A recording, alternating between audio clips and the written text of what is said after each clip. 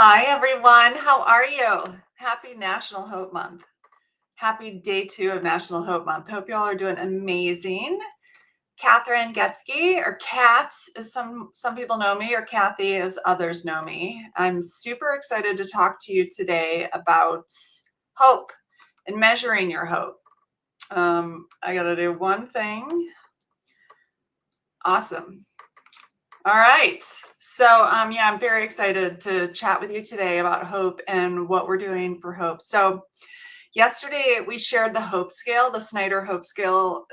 There's a children's hope scale and an adult hope scale. I want to try to do something different. I don't know if this is going to work.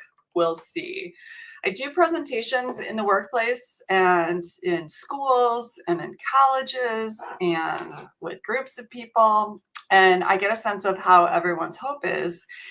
And I do that through a thing called Mentimeter. The first thing is you measure your hope, and the second thing is I then get a pulse of everyone's hope. So I'm going to see if I can do that with all of you. Let's see. So I'm going to share my screen. Let's see if this works. We shall see. Awesome. So this is the adult hope scale and the children's hope scale. So first of all, I'm going to give you a few minutes to take this. If you're a child, use the left one. Well, I guess it's on my left, might be on your right, but I'm probably speaking with adults right now. And you may have done this yesterday. If so, awesome. Oops, good job. My horse fell off my desk. Sorry, that was startling. And I have a horse that says hope on it because I love horses. Anyway, so the adult hope scale is for 16 and above, and you take it, it's 8 questions. You do not have to do all of the research all the research questions that we take. Takes a while to do all of them. There's a lot of interesting things. We're trying to study hope and learn more about hope in different populations. So anyway, if you get a chance, please take the adult hope scale, and you can pause this video in the future and you can take it and you can come back to it. But the next thing I want to do is I want to see how hopeful all of you are. So this is a program called Mentimeter. And if you go to menti.com, there's no QR code. So just menti.com, and you use code 61317395.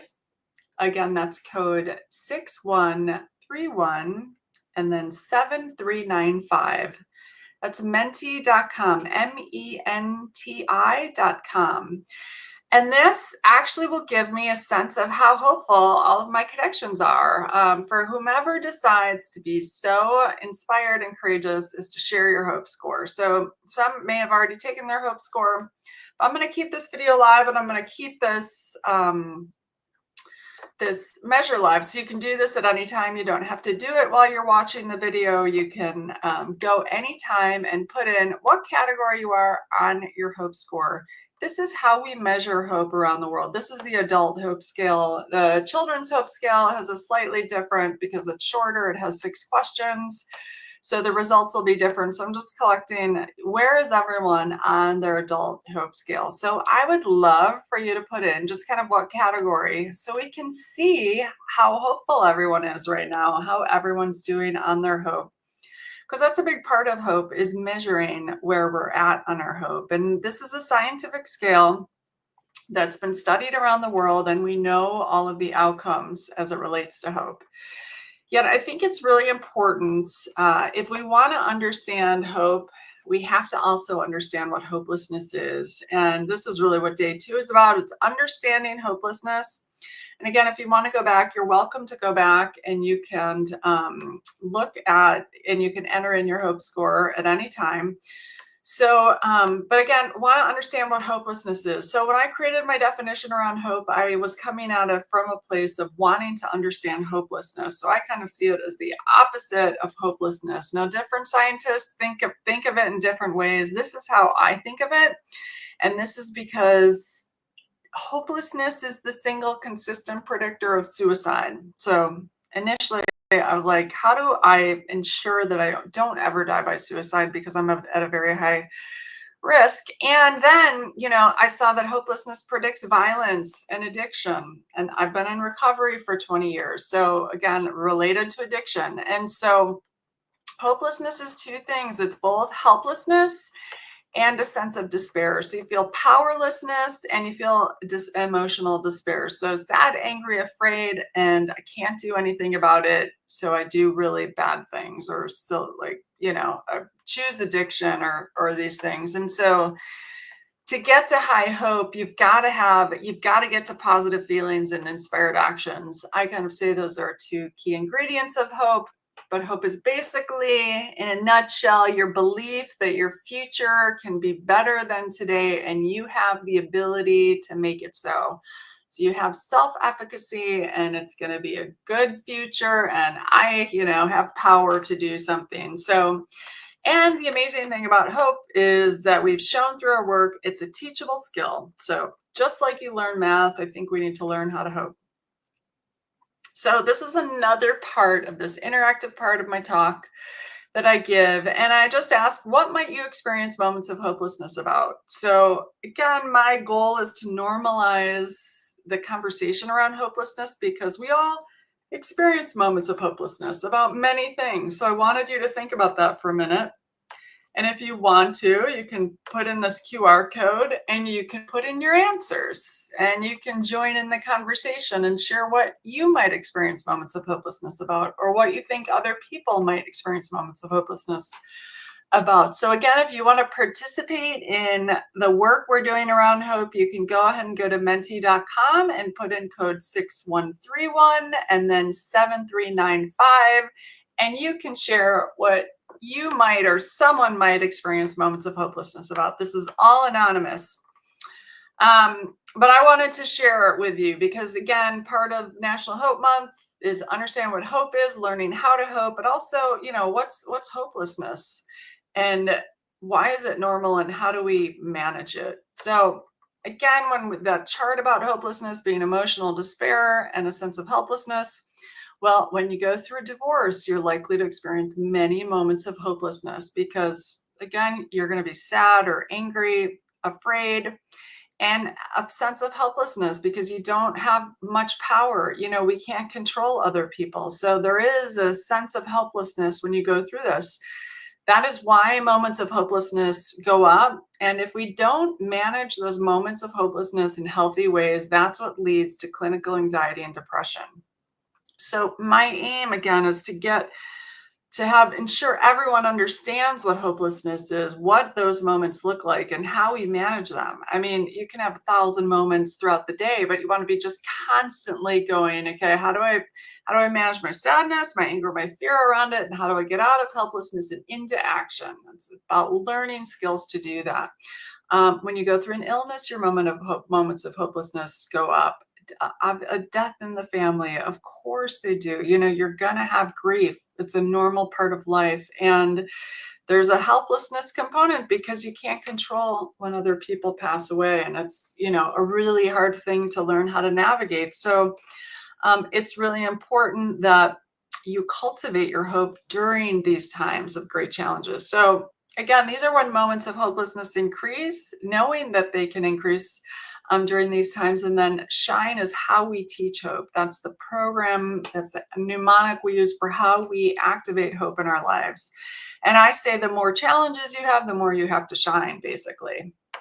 But again, things like moving, if you're having financial challenges, when we have family conflicts, if you're dealing with abuse, if you have a breakup, this is a number one, a top reason of deaths by suicide, really breakup in adults and young kids, as well as failing grades. And so it's really important we learn how to navigate our moments of hopelessness during these times. Also, bullying, addiction, violence, abuse, all of these drive up our moments of hopelessness. But how can we honor and address our feelings? And then how can we get out of helplessness and into action? That's really the key. And so again, this is the Hope Matrix. This is what I created so that we can help create a common language and framework around hope. And I like a simple, kind of construct. Anytime I'm experiencing a big challenge, how do I manage my despair in healthy ways and get to positive feelings? And how do I get out of helplessness into action? Those are the two questions I'm constantly asking myself. The power of hope is pretty incredible when you look at these scales and outcomes as it relates to the scale. So the better we can get our hope, the decreased risk we have of anxiety and depression and suicide. It's a protective factor, the less likely we are to be lonely. I always say if we hope to have friends, we need to practice our shine framework around that, set goals to make connections, work to cultivate those friendships. It's, making connections is a skill. So, and it takes work and practice. But again, the higher in hope, the less likelihood of violence and all risky behaviors in youth, the less likely of developing chronic health conditions. The better we can get our score, the more productive we are in the workplace, the more likely we are to achieve our goals, the better school retention. Pretty interesting, how hope impacts school retention as well, college retention as well as and workplace retention, which is super important. And then your graduation rate, hope predicts productivity, resiliency, and health, and all athletic outcomes, sometimes more so than ability, which is very cool. Or there have been studies that have shown that. So this is the Shine framework. Just so you all know, this is what we're going to be going through over the rest of the month. Our stress skills, why our stress skills are important for hope, our happiness habits, how we cultivate those happy hormones in our body, inspired actions. So what are inspired actions? How do we set goals, overcome obstacles to goals? We look at evidence-based goal frameworks, what micro goals are, what the stepping process is, why visualization is important, why it's important to write down our goals. These are all really key to hope because, again, when you think of hope, you manage your emotional despair with your stress skills and happiness habits, and you get out of helplessness and into inspired actions through goals and through movement forward. And, sometimes the goal is to not do anything for 90 seconds or a day, or, take some time to think through things. But we've got to learn how to know when to do that as well. The N in the Shine is nourishing networks. So how we cultivate healthy and strong networks. And the E in Shine is eliminating challenges, which are our negative thinking patterns that get in the way of our ability to hope. And we have so many of these. We generally use our stress skills and happiness habits and sometimes nourishing networks to help us eliminate these challenges. But the first key is really awareness of the challenges. So that is really, we're activating Chicago as a hopeful city. If you happen to live in Chicago, this is where the resources are, our no-cost resources for city residents in Chicago. And if you're not in Chicago, we have one for Las Vegas. We also have one for Reno, Nevada. And we would love if you would like to become a hopeful city, just to share that. This is my information, and I have a book, The Biggest Little Book About Hope, as well. I love so many great quotes about hope, but I do love Once You Choose Hope, Anything is Possible by Superman himself. And then you can feel free to reach out to me with any questions. So that is our framework. That is how we teach hope around the world, what we're doing for hope. And again, I would love for you to go back and take your hope score and share with us where you fall on that hope score. We'll share those results later if we get anyone participating, putting in to just see how hopeful everyone is out there. I think it's really, really interesting to see. And then the other thing I was going to say is, and share what people might experience moments of hopelessness about. I think it's, again, to know how to get to hope, you need to know what the opposite is. You need to know what hopelessness is. And there's a study, 57% of teen girls identify with persistent hopelessness, and, they're learning how to be hopeless. And we have got to learn, or we've got to teach them how to be hopeful. And so that is really the aim of all of our work, to share how we navigate our hopelessness in healthy ways and then how we get to hope. So thank you so much for joining in.